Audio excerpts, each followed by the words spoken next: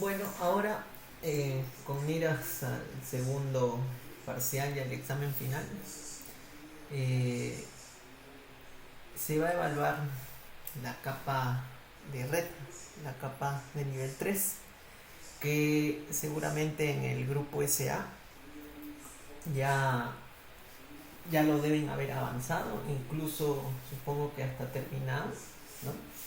En el grupo SB lo están llevando aún, lo están estudiando, ¿no? Y en el grupo SC van a iniciar recién con el avance, ¿no? Tras que terminen de dar su primer parcial, ¿no? Entonces esto está enfocado a los tres grupos, así que de manera uniforme vamos a avanzar lo mismo ya. Um, ¿Qué podemos decir sobre la capa 3 de red? En realidad, eh, dentro del modelo OSI, cumple, digamos, una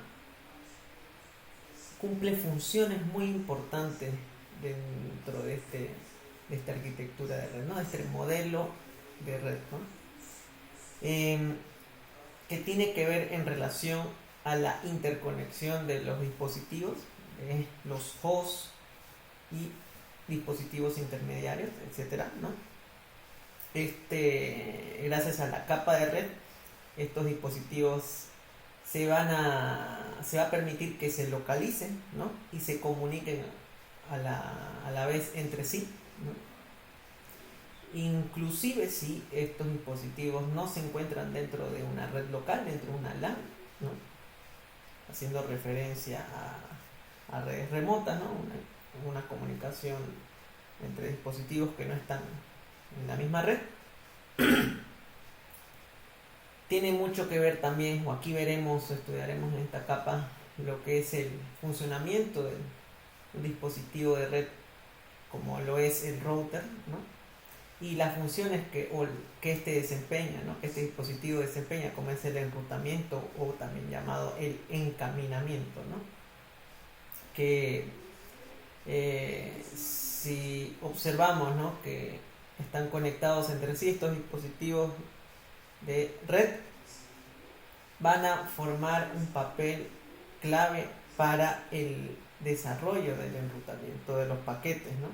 Y con el enrutamiento de los paquetes nos referimos, tenemos que pensar en la manera en cómo los datos se van a dirigir, ¿no? A través del a través de los medios de transmisión, a través de distintas, múltiples redes, ¿no? En el camino, de esa manera hasta llegar al destino, ¿no? Y por último, ¿no? Podemos mencionar que se tiene una integración con la capa de transporte, ¿no? Es decir, la capa de transporte utiliza los servicios de la capa de red para establecer entre sí procesos específicos, protocolos entre los dispositivos o usuarios finales, ¿no? Host a host o extremo a extremo, como se denomina, ¿no? Entonces, este nivel 3, por esto que hemos comentado, va a ser importante o digamos esencial para este funcionamiento, para esta operación, ¿no? Que es el enrutamiento y la conectividad visto de manera lógica, ¿no? A nivel de software, de host a host en una red, ¿no? Ahora, esos servicios que disponemos o que se dispone en la capa de red, no olvidemos que para el intercambio de un conjunto de datos de host a host o de extremo a extremo entre esos dispositivos, ¿no? Deben estar obviamente identificados, plenamente identificados, con alguna dirección lógica, ¿no? A nivel de software, para lograr todo ese proceso de comunicación. La capa de 3, la capa de red, va a emplear ciertos procesos fundamentales, ¿no? Como lo tenemos aquí escrito, que sería primero el direccionamiento, ¿no? Luego el encapsulamiento, el enrutamiento y por último el desencapsulamiento, ¿no? Cuando hablamos de manera breve, ¿no? De manera breve, cuando hablamos sobre direccionamiento, tenemos que pensar en aquel proceso que va a asignar algún tipo de dirección o identificador único a los hosts, dispositivos o elementos de red para saber su ubicación, ¿no? En la misma, ¿no? Cuando hablamos de encapsulamiento, y la unidad de datos de protocolo proveniente de la capa superior, ¿no? De la capa de transporte, el PDU de transporte, va a ser recibida por la capa 3 de red, ¿no? Esta capa 3 de red le va a agregar un encabezado propio de este nivel, y la conjunción de esos dos campos va a formar lo que es la unidad de datos de protocolo de este nivel, llamado paquete, ¿no? Entonces, esta conjunción, ¿qué es lo que va a incluir? Va a incluir direcciones de red de origen y de destino, ¿no? A nivel de direcciones IP, ¿no? A ver, más, ya. Entonces, luego el proceso de enrutamiento, en donde o mejor dicho, donde van a desempeñar un papel importante estos dispositivos de red, los que son los routers, ¿no? Que van a venir a ser dispositivos intermedios, ¿no? Que van a estar presentes en diferentes o múltiples redes, ¿no? La función elemental que estos desempeñan va a ser la de dirigir estos paquetes, ¿no? Formados en este nivel o en esta capa, ¿no? A través de diversas o múltiples redes, de tal manera que va a llegar hasta el host destino, ¿no? Entonces, todo este proceso, no olvidemos que se denomina enrutamiento, ¿no? De tal manera que los paquetes, a medida que se desplazan por cada uno de estos dispositivos, podemos decir, ¿no? Otra terminología que también vamos a manejarla a medida que estemos avanzando, que es que los paquetes van a atravesar múltiples saltos, ¿no? A través de cada interfaz, ¿no?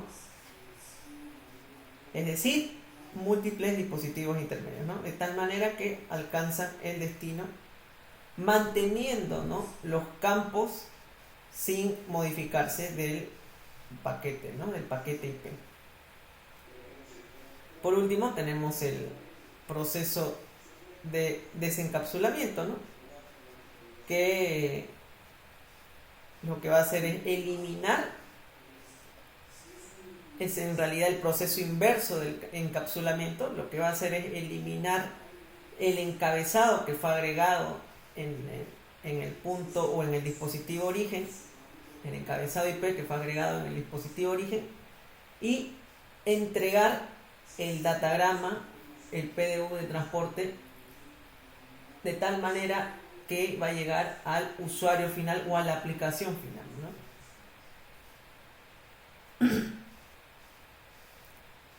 De esa manera, ¿no?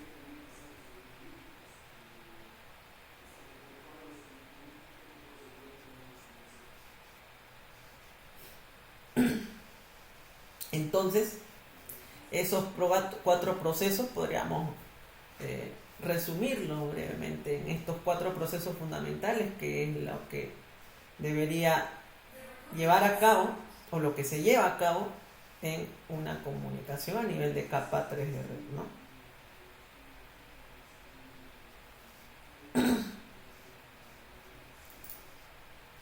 Entonces, para no olvidarnos, cuando hablamos de este proceso de direccionamiento IP, ¿no?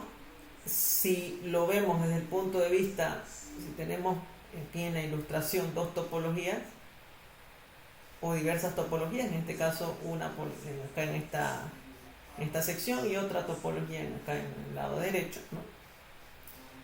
El direccionamiento IP es la manera o el mecanismo en el cual vamos a asignar una identidad lógica o una dirección lógica, como también es válido decirlo así o referirnos así a este tipo de identificador, a cada dispositivo, ¿no? Cada dispositivo va a recibir, se va a asignar una dirección IP o una dirección lógica, ¿no? Incluido también las interfaces de cada dispositivo de red o intermediario, como son los routers, ¿no? Dentro o pertenecientes a dirección lógica a una red, ¿no? Esto con el objetivo de poder localizar, ¿no? Y también facilitar o permitir que la comunicación que exista entre algunos de estos dispositivos sea precisa entre ellos, ¿no? Y es todo esto en conjunción a su vez va a permitir también, va a ayudar a la tarea del enrutamiento, ¿no? De los datos, ¿no? Cuando, digamos, si estos dispositivos de esta LAN quieran comunicarse con redes remotas, ¿no? Deben estar obviamente tanto origen como destino plenamente identificados, ¿no? Entonces se debe definir, en conclusión, la dirección de la red y la dirección de host a la que pertenece esa red, ¿no? Tanto en origen y destino, ¿no? De manera específica. ¿Okay? Bueno, no olvidemos entonces, ya para concluir en la parte de encapsulamiento y desencapsulamiento, el encapsulamiento va a ser aquel proceso en el cual los PDUs o los datos de las capas superiores, ¿no? Podríamos pensar en el PDU a nivel de capa de aplicación, datos, PDU a nivel de capa de transporte, los segmentos, PDU, unidad de datos, protocolos a nivel de capa 3, IP, protocolo IP, paquete, y así bajando, ¿no? Se van encapsulando, cada capa añade un encabezado propio de ese nivel, de tal manera que se envía por los medios diferentes, variados medios de transmisión, ¿no? Como estamos en la capa 3, lo que nos interesa entender el encapsulamiento a nivel de esta capa es que el datagram IP va a agregar un encabezado al segmento TCP o UDP dependiendo del protocolo de transporte que se esté manejando, ¿no? Entonces, ese encabezado va a incluir muchos campos, entre uno los más importantes que podemos mencionar es la dirección de red y la dirección, mejor dicho, la dirección de red origen y la dirección de red destino, ¿no? La dirección IP origen y destino, ¿no? Entonces, este protocolo IP va a encapsular, ¿no? O empaquetar, diríamos, el datagrama junto con el encabezado IP para permitir que la red pueda entregar al host destino, ¿no? O al dispositivo destino, ¿no? Dispositivo final destino, ¿no? Ahora, esta encapsulación, si lo vemos desde el punto de vista cuando este paquete viaja por múltiples redes intermedias, digamos, ¿no? Si estos no son el destino, se va a permanecer encapsulado y en su lugar hasta recién llegar al destino, donde se va a producir lo que es el desencapsulamiento, ¿no? Entonces, no olvidemos, el proceso de desencapsulamiento IP va a ser lo inverso de este proceso de encapsulamiento, ¿no? Cada capa va a remover su encabezado o la cabecera que haya añadido, ¿no? Al ascender por cada o al subir por cada capa, por cada datos de capa, ¿no? Por cada campo por cada PDU de capa de 1, 2 y 3, etcétera, hasta llegar al usuario final, ¿no?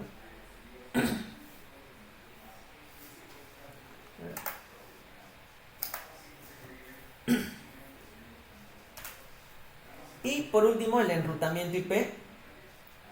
Para concluir, no se olviden siempre, recordemos que es el mecanismo o el proceso que va a ayudar o mediante el cual los routers, ¿no?, van a dirigir los paquetes IP, ¿no?, a través, siempre van a haber múltiples redes intermedias, van a pasar, van a circular por allí hasta alcanzar un destino final, ¿no?, plenamente identificado, ¿no?, a nivel lógico, ¿no?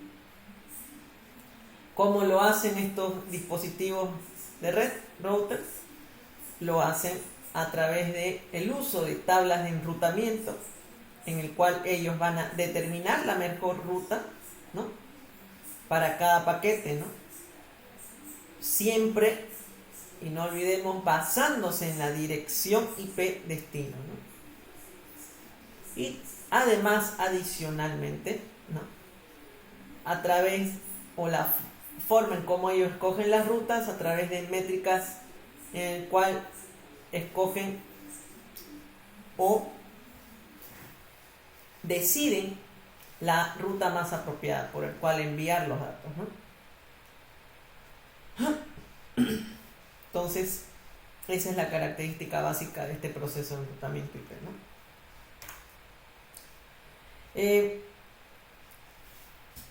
Entonces, hasta aquí habíamos hablado los procesos básicos fundamentales del nivel de capa 3, capa de red 3, nivel 3, capa de red. No vamos a, también no tenemos que olvidarnos de las características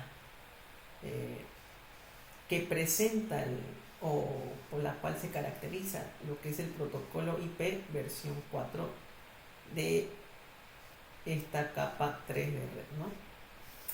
¿Cuáles son esas características? No olvidemos que este protocolo IP versión 4, ¿no?, ha sido diseñado para el envío de paquetes, ¿no?, desde un origen hacia un destino, ¿no?, en redes que van a estar interconectadas, ¿no? Y todo este proceso se va a caracterizar por 3 características que podríamos mencionar, o mejor dicho, recalcar más que todo, ¿no? La primera es la de sin conexión. Cuando hablamos de sin conexión, es cuando no se establece entre origen y destino un establecimiento de la conexión entre ambos, ¿no?, previo al envío de los paquetes de datos, ¿no? La segunda característica es el mejor intento o el mejor esfuerzo, ¿no?, en el cual el protocolo IP versión 4 no va a garantizar la entrega fiable de los paquetes IP, ¿no?, entre origen y destino. Y por último, otra característica, otra razón por la cual caracteriza el protocolo IP versión 4 es que es independiente de los medios, o tiene independencia de medios, ¿no? Es decir, va a operar sin depender del medio físico de transmisión de datos, ¿no?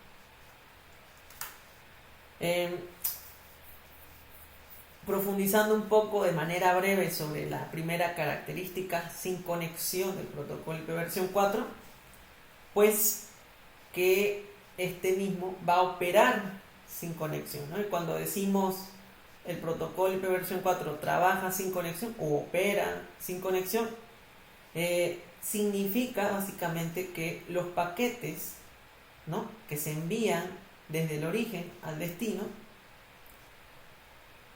lo van a realizar sin previo aviso y sin establecimiento de la conexión extremo a extremo, o de host a host, o de dispositivo final origen a dispositivo final destino, ¿no? Ellos no van a ejecutar ningún mecanismo de establecimiento de conexión lo cual va a determinar que además no va a haber un intercambio entre estos dos elementos de usuario final, un intercambio de información de control como existía en algunos protocolos de capa de enlace, capa 2, o también como sucede en protocolos de capa 4, ¿no? Como es el TCP, que vamos a estudiar después, ¿no? Esto también, esta particularidad del no establecimiento de la conexión ni avisos entre host origen y host destino también implica que no se van a agregar campos adicionales de encabezado para manejar el estado de la conexión, ¿no? Cuando se realice la comunicación, ¿no? Todo esto con qué fin, con qué objetivo de que este protocolo sea más eficiente, ¿no? A la hora de transmitir, ¿no? Es decir, cuando si esto sea evaluado tal vez en el examen, ¿no? ¿Por qué el protocolo IP versión 4 no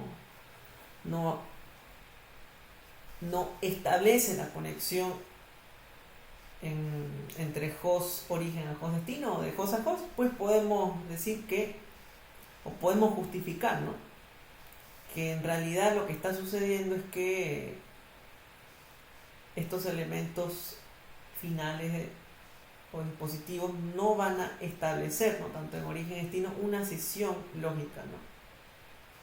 Cuando empiecen a enviar los datos, ¿no? No hay lo que llamamos un intercambio de mensajes de control para confirmar, ¿no? Tal vez como sucede con los acuses de recibo en la capa 2 de enlace de datos, ¿no? En donde el destino le informa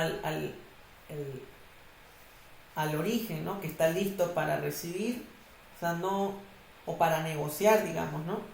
Algún mecanismo de conexión. No existe nada de eso a nivel de protocolo, a nivel de capa de red, más que todo en el protocolo IP, ¿no? Ya que eso perjudicaría la eficiencia de este protocolo, ¿no? En la transmisión, ¿no? En el protocolo IP, para agregar, podríamos decir que toma o mira al paquete de forma independiente, ¿no? Ya que estos dispositivos intermediarios que participan o que ejecutan la tarea de enrutamiento, como son los routers, no necesitan recordar el estado de la conexión entre los dos hosts, ¿no? Simplemente le interesa reenviar el paquete específico, ¿no? Escogiendo la ruta, ¿no? Y por último, se dice que, o mejor dicho, el hecho de que el protocolo trabaje o opere sin conexión de host a host, pues evidencia que no va a garantizar la entrega de paquetes, no va a garantizar el orden de llegada de los paquetes o también la duplicidad que pueda ocurrir en cada paquete, ¿no? Entonces, como no existe una conexión establecida de host a host, ni tampoco se hace un seguimiento o un control de estado de la conexión, pues debido a esas razones, el protocolo no va a garantizar que los paquetes lleguen a destino, ¿no? Ni tampoco que lleguen en el orden correcto, o que tal vez se haya duplicado en el camino algún paquete, ¿no? Es debido a eso, a esas razones, por la cual también se denomina al protocolo como un servicio de máximo esfuerzo, ¿no? En donde el paquete se envía y se espera lo mejor, ¿no? Ahora, todo lo relacionado a la confiabilidad, a la garantía de que el paquete llegue al host final y el control del flujo de todos estos paquetes, son tareas que van a recaer en protocolos superiores, ¿no? En protocolos de capas superiores, como ser TCP, ¿no? Por ejemplo. Entonces, para terminar, el hecho de que el protocolo IP opere sin conexión significa que el protocolo IP es un protocolo ligero, eficiente y escalable, ¿no? Puede operar con redes grandes, ¿no?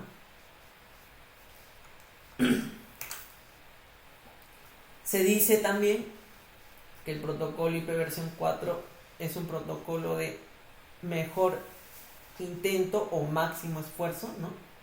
Ya que es un principio por el cual trabaja. ¿Y qué es lo que implica o significa el hecho de que opere bajo este principio? Pues que no va a incorporar, no va a manejar mecanismos de recuperación, mecanismos de confiabilidad y lo mismo como estábamos comentando anteriormente, ¿no?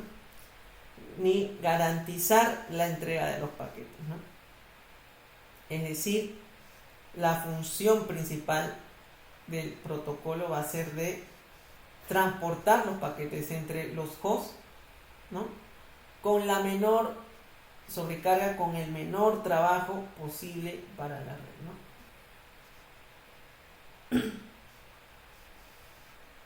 Ahora, si fuera el caso contrario, donde el protocolo IP sí incorporara estos mecanismos de recuperación, garantizando la entrega de paquetes, ¿no? De host a host, como lo es el protocolo TCP de capa 4, pues habría o sucedería cambios en la eficiencia de este protocolo, ¿no? IP. Es decir, si se incluye en este protocolo manejos de estado de la conexión, si se controla los acuses de recibo, los ACK positivos o negativos de tanto en el origen, en el destino, y así como también las retransmisiones de los paquetes IP, y por último, si también se controlan o se manejan los temporizadores, ¿no? Y gestión de flujo, ¿no? Se verían afectados el rendimiento, ¿no? En el transporte de estos paquetes, ¿no? Cuando hablamos de manejo de estado o control de estado, pues podemos pensar en un supuesto en el cual los routers, ¿no? Y otros dispositivos de red a nivel de capa 3 tendrían que mantener un estado de conexión para cada paquete, ¿no? En el cual, si estos mecanismos de recuperación se ejecutaran, tal vez aquí, tendrían que rastrear el envío y recepción de estos paquetes, tanto en host origen y host destino, ¿no? Ahora, si esto ocurriera en realidad o fuera administrado, ejecutado por el protocolo IP, pues aumentaría la complejidad y sobrecarga del procesamiento de dicho protocolo, ¿no? De la misma manera, si se implementaría acuses de recibo y de paquetes y retransmisiones IP en estos dispositivos, ¿no? Generaría un tráfico de control adicional complejo, ¿no? Y pues aumentaría la sobrecarga de estos dispositivos, ¿no? Y si agregamos a todo eso además temporizadores, ¿no? Como los que existen en TCP, para detectar, con el fin de detectar los paquetes perdidos, ¿no? E inclusive controlar el flujo de los datos para evitar la congestión, ¿no? Un mecanismo que existe a nivel de capa 2, ¿no? También. Todo esto, todos estos mecanismos que hemos estado comentando hace un momento, si en caso el protocolo IP se encargase de todo eso, pues dejaría de ser o dejaría de basarse bajo el principio del mejor intento o el mejor esfuerzo, ¿no? Ya que se verían afectados, decía yo, ¿no? Se vería afectado el rendimiento, ¿no? Se vería reducido el rendimiento, ¿no? Más que todo, podríamos observar una latencia incrementada, podríamos observar también un decremento en la velocidad del procesamiento de los dispositivos, ¿no? Es decir, ralentizarían el procesamiento de los paquetes en cada uno de los routers, ¿no? Y eso a su vez generando una reducción del rendimiento general en toda la red, ¿no? Y esto es una gran, digamos, afectación a redes de gran escala, ¿no? Y por último, también se vería afectado los recursos en el que se consumiría o existiría, ¿no? Un mayor consumo de recursos debido al supuesto, ¿no? Manejo de mecanismos en este protocolo, ¿no? Es decir, si existe o existiera un mayor consumo de recursos en estos dispositivos, pues requerirían más memoria, más capacidad de procesamiento para manejar toda la lógica, ¿no? Ahora, todos estos mecanismos, todo este trabajo, toda esta complejidad, no se encarga el protocolo IP. ¿Okay? Cuidado, en las evaluaciones haya algún enunciado de falso y verdadero. Todas estas tareas, quienes se encargan son protocolos podríamos poner como ejemplo, protocolo TCP de capa 4, y también este tipo de tareas también es manejada por protocolos de capa 2 de enlace de datos, ¿no? Entonces, para no confundir.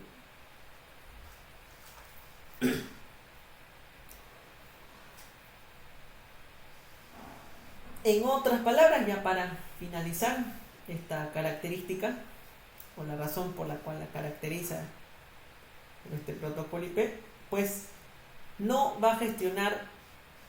es la encargada de gestionar la recuperación de los paquetes, ¿no? Ya sean si se han perdido o se corrompieron en el camino, ¿no? Esa responsabilidad recae sobre otros protocolos de otras capas que ya mencioné, ¿no? La capa 2, ¿no? En donde va a ser la encargada de adaptar el paquete IP en el medio de transmisión específico, ¿no? Y la capa 4, protocolo TCP, encargado del control de flujo y control de congestión, ¿no? Por último, tenemos otra característica en la cual el protocolo IP debemos aclarar que es independiente de los medios de transmisión, ¿no? Lo que significa que puede operar sobre cualquier tecnología física, como podemos ver en la ilustración, ¿no? No olvidemos que la capa 2, habíamos mencionado hace un momento, va a ser la responsable de adaptar el paquete IP, ¿no? En el medio específico, ¿no? Ahora, a nivel de capa de red, debemos mencionar un parámetro o un punto muy importante, lo que es el MTU, la unidad máxima de transmisión, que va a definir el tamaño máximo de unidad de datos de protocolo que cada medio puede transportar, ¿no? Que cada medio específico puede transportar, ¿no? Y eso ya tiene que ver con el tema o la parte de fragmentación, donde los paquetes se fragmentan en paquetes más pequeños, de tamaños más pequeños, para poder pasar por algún medio de transmisión, ¿no? Que lo soporte, ¿no? Para eso hay ciertos ejercicios de cálculo que también lo vamos a practicar a medida que vayamos repasando, ¿no?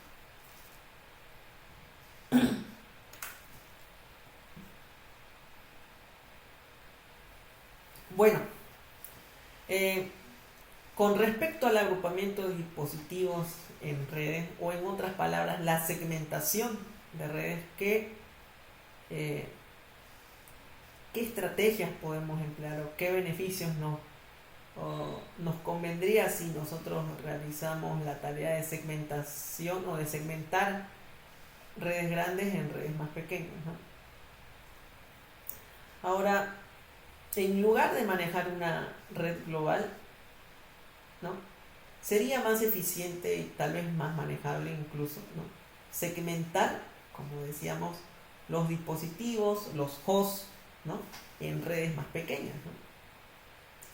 Esto con el fin de optimizar la administración y el rendimiento, ¿no?, para evitar, ¿no?, problemas de ese tipo, ¿no?, para que el rendimiento no se vea degradado, ¿no?, o decrementado, ¿no?, así como también por temas de seguridad y también la gestión de direcciones en redes que podríamos considerar grandes o amplias, ¿no?, o extensas, ¿no? Esas estrategias que decíamos para poder agrupar o segmentar las redes, agrupar los hosts, se basan en tres razones, ¿no? Una de ellas es según la ubicación geográfica, ¿no?, en donde podríamos agrupar dispositivos o hosts según la localización física de ellas, ¿no?, según el edificio, según el piso, ¿no?, para mejorar la administración de manera local. Otra razón, otra estrategia es la de según el propósito, ¿no?, en donde la agrupación o la segmentación de redes, la agrupación de hosts, con fines de reducir o con el objetivo de reducir el tráfico innecesario al ubicar los recursos cerca de los usuarios finales, ¿no?, los usuarios con más prioridad, ¿no? Por último, otra razón, otra estrategia sería según la propiedad u organización, ¿no?, que en el cual podemos nosotros segmentar, ¿no?, como administradores de la red, segmentar por departamentos, segmentar por compañías, ¿no?, segmentar por oficinas, para facilitar el control de acceso y también la seguridad a cada uno de los dispositivos, ¿no? Entonces habíamos dicho que el proceso de segmentar, ¿no?, o el proceso de segmentación mejora la seguridad, ¿no?, con la posibilidad también, además de implementar firewalls, ¿no?, en los límites o perímetros o fronteras de la red para controlar el acceso o controlar el tráfico, ¿no?, de la red, ¿no? Además, podemos reducir la necesidad de que cada host, ¿no?, cada host conozca todas las direcciones, ¿no?, ya que los paquetes, ¿no?, fuera de su red local de estos hosts se van a enviar a una interfaz que la maneja un router, un dispositivo de capa 3 llamada gateway, ¿no?, que va a actuar, que va a trabajar, que va a operar como un punto de salida para redes remotas o destinos remotos, ¿no?, fuera de la red local, ¿no? Entonces, no olvidemos el papel fundamental que cumple este proceso, ¿no?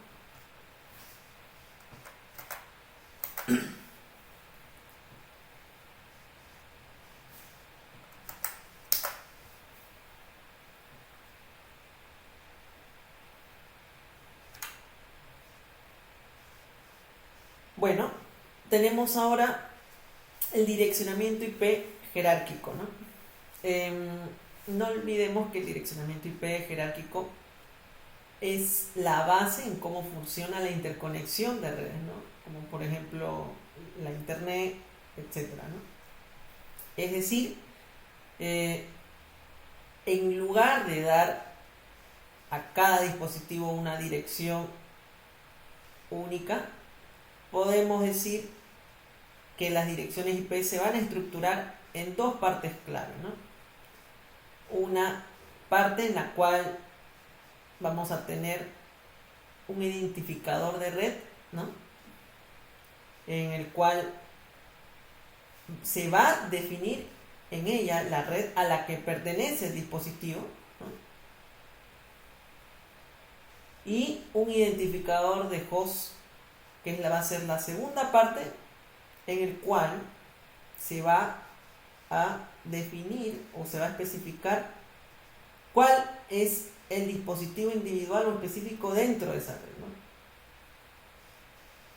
Entonces, toda esta jerarquía va a permitir que los routers, ¿no?, operen de manera correcta, ¿no? De tal manera que van a ya saber dirigir el paquete, ¿no? Van a saber dirigir el paquete a la red destino de forma correcta, ¿no? Y una vez que ese paquete llegue a esa red destino, la parte del host, el identificador de host, va a ayudar, va a servir de guía para que el paquete llegue al destino o usuario final, ¿no? Entonces, es por eso que decimos que el direccionamiento IP jerárquico hace que la interconexión de redes sea enrutable, ¿no? Permitiendo que los paquetes de datos encuentren ese camino, ¿no?, a través de estos dos identificadores, ¿no?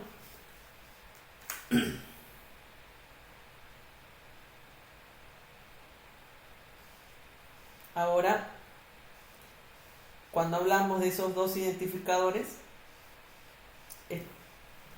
debemos comprender cómo funciona el direccionamiento IP, ¿no?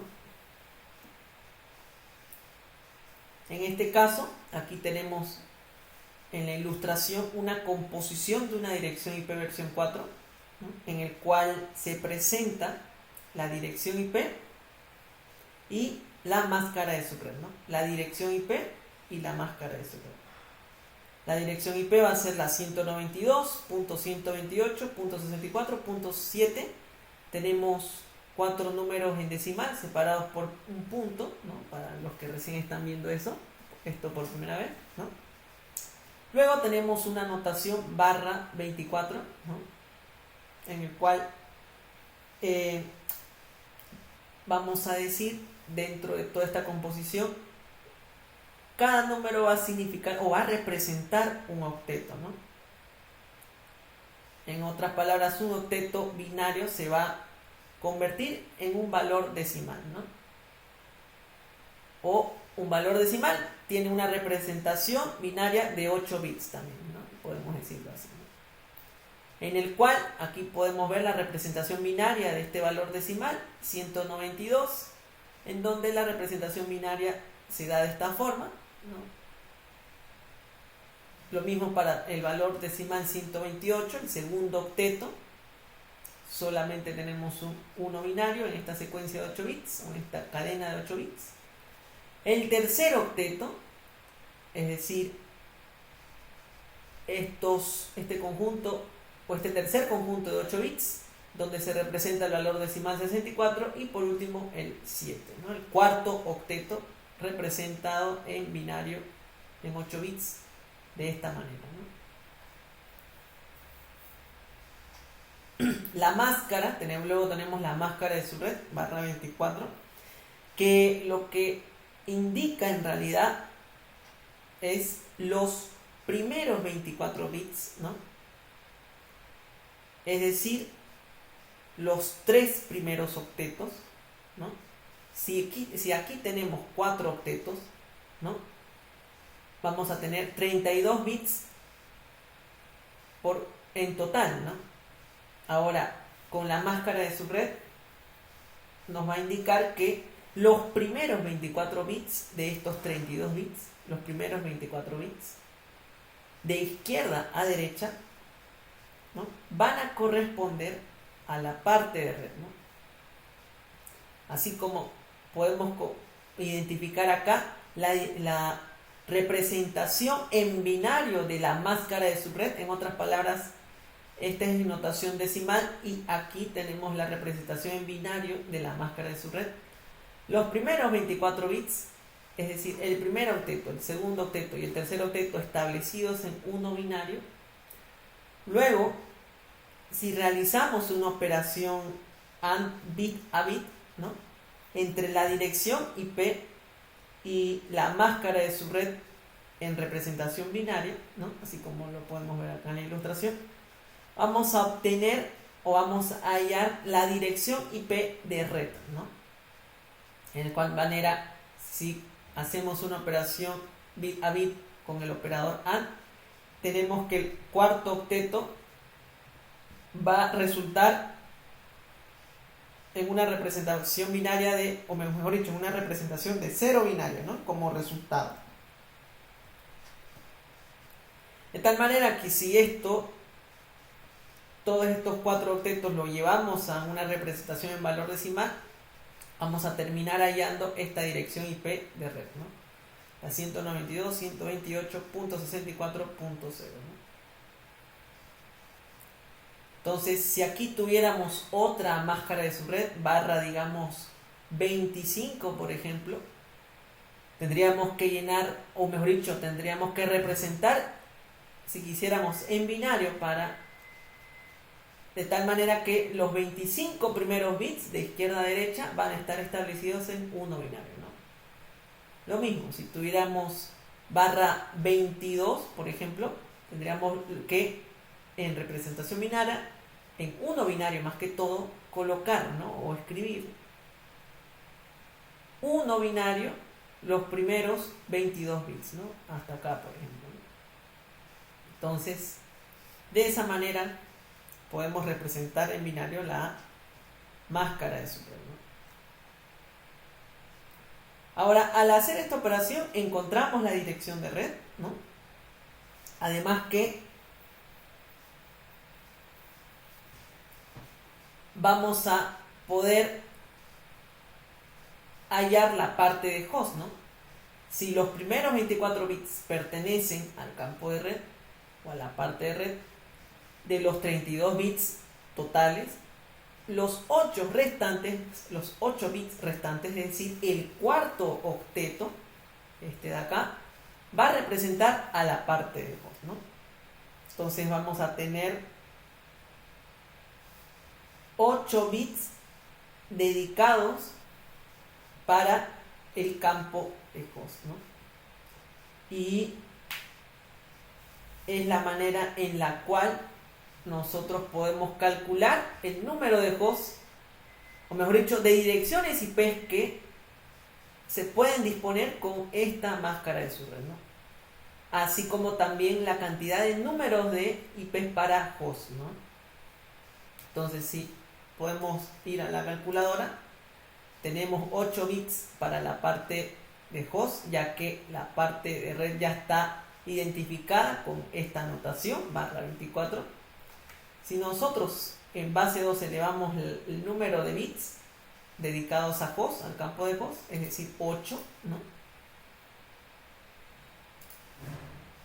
tenemos 256 direcciones IP, ¿no?, desde la 0.0 hasta la 255, en el cual, si nosotros,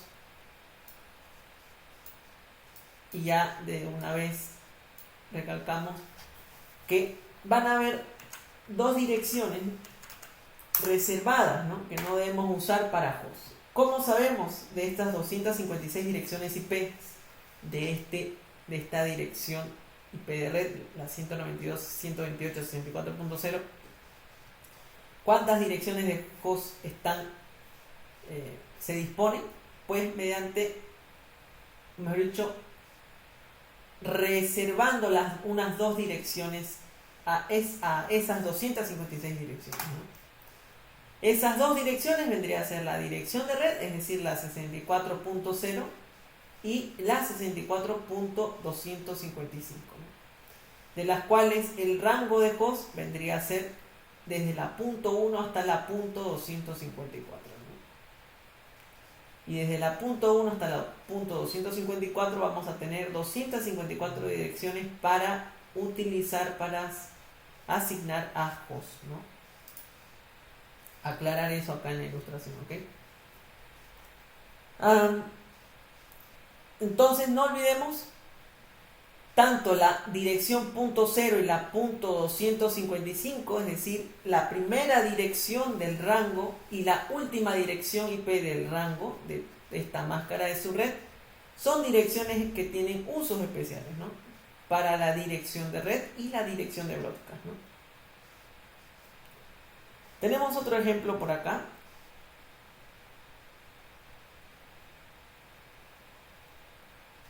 La dirección IP versión 4 172.16.254.1 es una dirección IP, ¿no?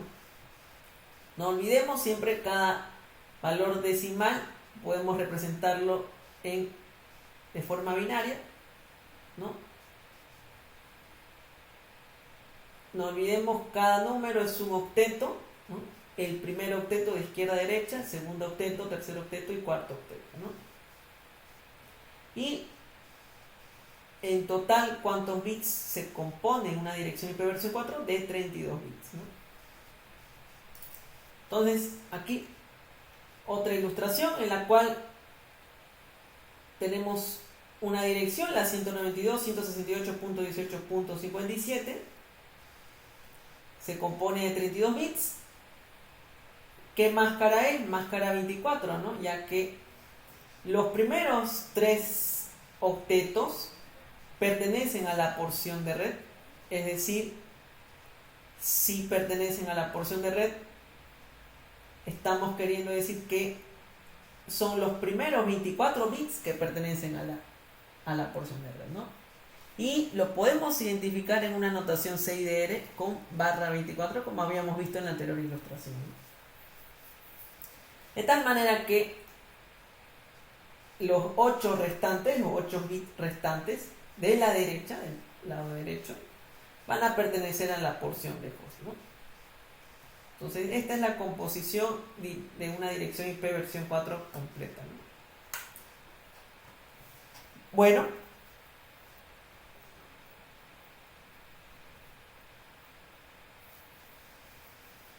aquí tenemos un direccionamiento con clases. En realidad es un modelo obsoleto de direccionamiento IP versión 4, ¿no? Cuando estaba basado en clases, ¿no? Que también se define una dirección de 32 bits, ¿no? En la cual ya se dividía en porciones de red y de host por defecto, ¿no? Para cada tipo de clase. La clase A ya se definía por defecto que el primer octeto de la dirección IP versión 4, el primer octeto, los primeros 8 bits de los 32, se establecía, ¿no? Para el campo de red, y los 24 bits restantes para el campo de host, ¿no? Una dirección IP versión 4 de clase B disponía de los 2 primeros octetos para la porción de red, es decir, los primeros 16 bits, acá en la clase A los primeros 8 bits, en clase B los primeros 16 bits y los segundos 16 bits restantes para el campo de host, ¿no? Para la porción de host. Y una dirección IP versión 4 de clase C disponía de los 3 primeros octetos para el campo de red y los 8 restantes para el campo de host, ¿no? Este direccionamiento con clase se adoptó inicialmente, se propuso inicialmente para efectos de enrutamiento, ¿no? Y la administración de todas estas direcciones, ¿no? De tal manera que ayudaba a los routers a identificar rápidamente la porción de red, ¿no? de una dirección IP sin necesidad de una máscara de subred, ¿no? Es decir, ya tenía máscaras definidas. Para una dirección de clase A, la máscara la máscara sería /8. Para una dirección de clase B, como hay 16 bits que pertenecen al campo de red, máscara 16 o /16. Para una dirección de clase C, máscara 24 o /24, ¿no?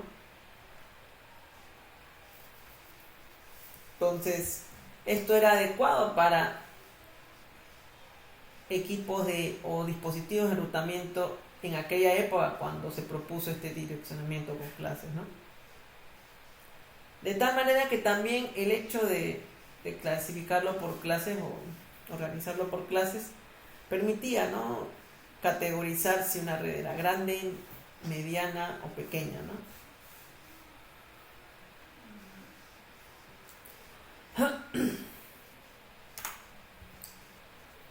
Entonces, aquí hay una tabla un poquito más específica, ¿no?, en la cual podemos resumir varias características de un direccionamiento con clases, ¿no?, de las clases de direcciones IP según la asignación y su estructura A, B, C, D, E, ¿no?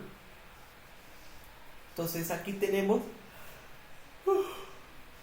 el identificador, el ID de clase, el identificador binario, es decir, el primer bit por defecto para una dirección de clase A siempre va a estar en 0, el primer bit, ¿no? De los 8 bits, el primer bit va a estar en 0, ¿no? Acá lo podemos ver.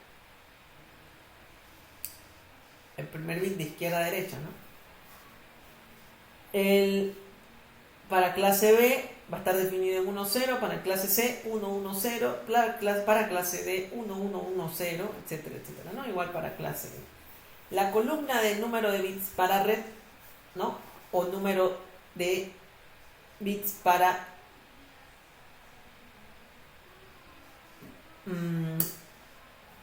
va a hacer referencia al número de bits que van a pertenecer al campo de red, ¿no? Entonces, en este caso, van a ser 7 bits con la que podemos, digamos, variar el valor binario para representar las direcciones de red, ¿no?, en clase A. En clase B, 14 bits destinados para ello. La clase C, direcciones de clase C, 21 bits. Y para clase D, 28 bits. Clase E, 27 bits, ¿no? Luego tenemos el número de bits para hosts, ¿no? Una clase A tiene dispone de 24 bits para host, 16 bits para clase B y 8 bits para clase C, ¿no? En clase D no, y en clase E no se dispone. En la columna de rango presentamos el rango de direcciones IP para cada clase, ¿no? Desde la 1.00 hasta la 127.255.255.255 es el rango de direcciones de clase A. Por si queremos ubicar o nos dan una dirección, clase A debe estar comprendida dentro de este rango. Lo mismo para las direcciones de clase B, clase C, clase D y clase E, ¿no? De tal manera que vamos a poder identificarla mediante el primer octeto, ¿no? Una dirección que pertenezca a clase A debe tener, su primer octeto en valor decimal comprender dentro de 0 y 127, ¿no? Una dirección de clase B, el primer octeto debe estar comprendido entre 128 y 191. Una dirección de clase C debe estar comprendido entre 192 y 223. Y así sucesivamente para clase D y clase E, ¿no?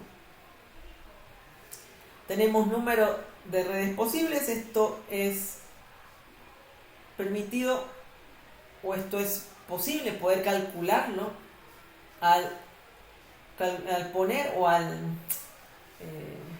calcular redundantemente en base 2 elevado al número de bits destinados a red, ¿no? Por ejemplo, tenemos 2 a la 7,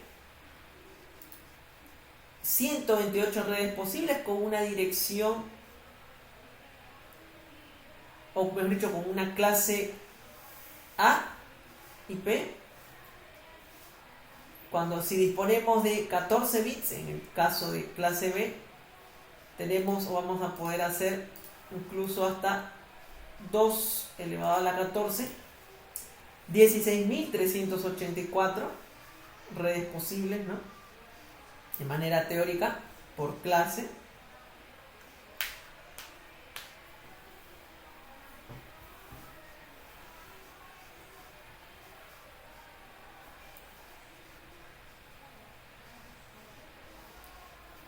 Una dirección de clase C, disponemos de al menos 21 bits para red, es decir, si nosotros elevamos 2 a la 21, vamos a disponer al menos de 2.097.152 redes posibles, ¿no?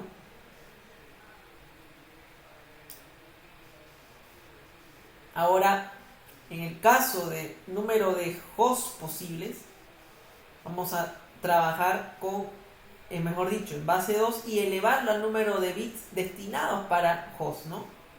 Que tenemos acá en la columna para estaciones o nodos también llamados, ¿no? En otras palabras, cada una de estas redes va a disponer de esta cantidad de hosts. Para clase A, cada una de estas 16.384 redes posibles en clase B, cada una va a disponer de 65.534 hosts por cada red. Para estas 2.097.152 redes posibles en clase C, cada red va a disponer de 254 direcciones para hosts y así sucesivamente, ¿no? Como decía, aquí lo tenemos en decimal.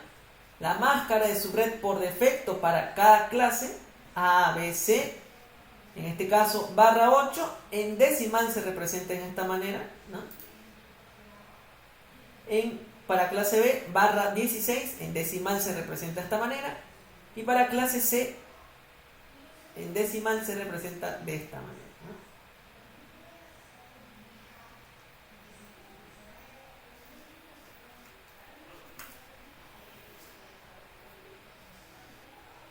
Ahora, antes de pasar a este lado, la razón por la cual no observamos que empieza desde la red 0000/8, obviamente por ser de clase A, es que esta red no se utiliza para asignación de redes o hosts públicos, ¿no? En realidad esta red está reservada, en realidad el rango desde la 0000 hasta la 0255.255.255, ¿no? Ya que después comienza la 1.000, no se considera para asignación de redes públicas, ¿no? O hosts públicos, ¿no? En realidad esta es usada para representar a la red a la que un host está conectado, ¿no? De manera local, ¿no? Ahora sí, si nos dan, ¿no? Si tenemos, aquí tenemos una ilustración de una división de red IPv4 en sus porciones de red y en sus porciones de host, ¿no? Podríamos incluso también identificar a la clase que pertenece, si estamos tratando de identificar ese detalle también, ¿no? ¿Qué tenemos entonces? Tenemos un proceso en el cual nos dan una IP, la 192.168.00, ¿no? Con una máscara de su red por defecto clase C, ¿no? La 255.255.255.0, ¿no? En el cual los primeros 24 bits están destinados para red, los 8 bits restantes para host, ¿no? si nosotros queremos calcular las direcciones IP destinadas para host o usables para host, lo hacemos de esta manera, ¿no? En base 2 tomamos o elevamos a la potencia el número de bits destinados a host, 2 elevado a la 8, y lo restamos menos 2, ¿no? Y sería 254, ¿no? El cálculo que habíamos hecho hace un momento. Menos 2, 254. Entonces, este segmento va a disponer de 254 direcciones para host, ¿no? ¿Por qué le restamos menos 2? Porque van a ser dos direcciones que tenemos que reservar y que no podremos usar para los hosts, ¿no? Esas dos redes especiales vendrían a ser la dirección de red que va a representar este segmento, la 192.168.0.0, y la dirección de broadcast que representa este segmento, en este caso la 192.168.0.255, ¿no? El rango de hosts, de direcciones de hosts usables, disponibles, que se permiten trabajar, asignar para dispositivos finales o algún otro elemento que se le asigne IP, es este rango, ¿no? Empieza desde la punto 1 hasta la punto 254, ¿no? Siempre va a estar comprendido, ¿no?, por arriba, por así decirlo, por la dirección de red, y al final, al inicio mejor dicho, la dirección de red comprende o encierra el rango de host junto con la dirección de broadcast al final, ¿no? En otras palabras, la primera IP del rango total o el rango completo de este segmento es la red. La última IP de este rango, de este segmento, el rango completo, es la dirección de broadcast, ¿no? Entonces, lo que comprende la primera y la última IP va a ser el rango de IP para host, ¿no?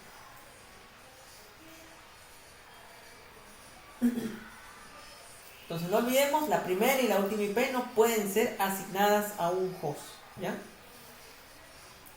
Las que sí son utilizables es el rango intermedio, ¿no?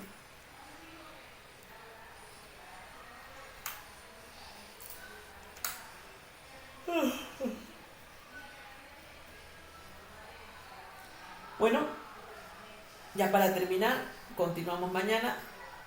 Tenemos las direcciones IP especiales, ¿no? Además de las direcciones de red y broadcast que podemos identificar en un segmento, tenemos más direcciones IP especiales que debemos recordar, también quizás si son evaluadas, ¿no?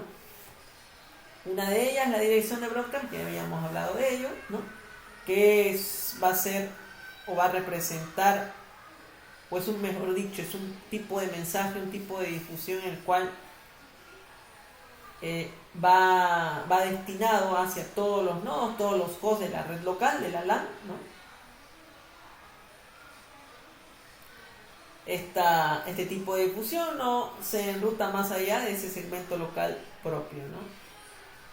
Tenemos otra dirección especial, IP especial, la 0000, que es una dirección mediante la cual podemos identificar a cualquier host o red, usado también para rutas, para configurar rutas por defecto o predeterminadas, ¿no?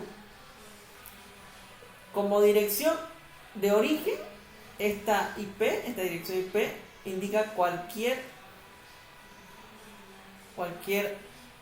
dispositivo, cualquier destino, ¿no?, cualquier origen, o también está catalogada como sin especificar, ¿no? Ahora, como ruta para algún dispositivo de capa 3, esta dirección IP representa ruta por defecto o ruta predeterminada, ¿no?, el default route que vamos a ver posteriormente cuando hagamos subnetting, ¿no?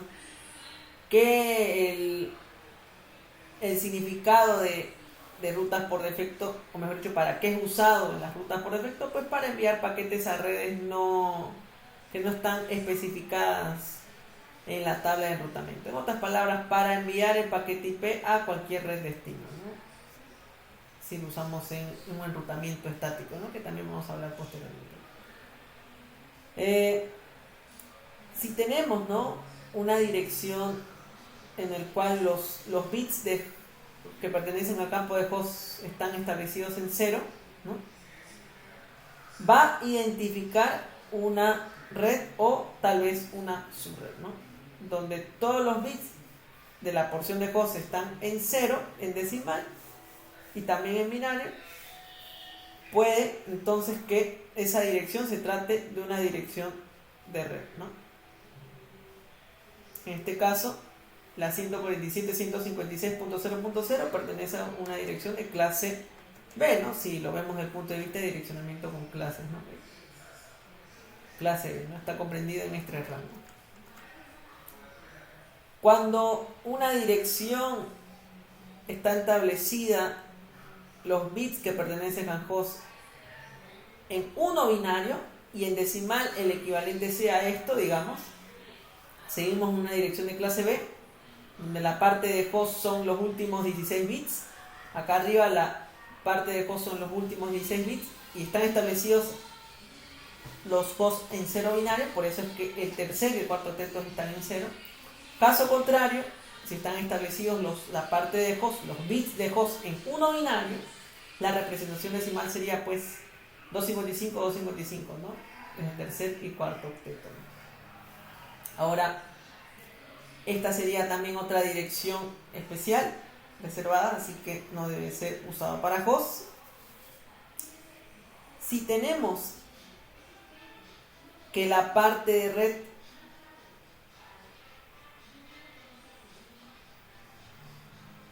las partes de los bits que pertenecen a red están establecidos en 0, ¿no?, se va a referir a un host con una dirección donde la porción de red es todo 0, ¿no? Entonces, en realidad esto se utiliza para referirse a ese host en la red local, ¿no? Luego tenemos la 127.0.0.1, que es la dirección de loopback, ¿no?, en el que en realidad se utiliza para probar alguna configuración dentro de la red sin necesidad de una interfaz o un adaptador de red físico, ¿no? Cualquier tráfico que sea enviado a esta dirección se enruta de vuelta a la misma máquina, ¿no? Luego tenemos la 224.0.0.1, en el cual es una dirección de rango o perteneciente a la clase D, ¿no? La clase D está en un rango comprendido entre la 224 hasta la 239. Entonces, esta dirección IP se va a utilizar para llegar a todos los hosts multicast en un segmento local, ¿no? Más que todo, ese sería su propósito, ¿no? Continuamos entonces las direcciones IP reservadas y privadas que debemos conocer y que pueden ser también evaluadas en su examen, ¿no? Continuamos mañana en la noche.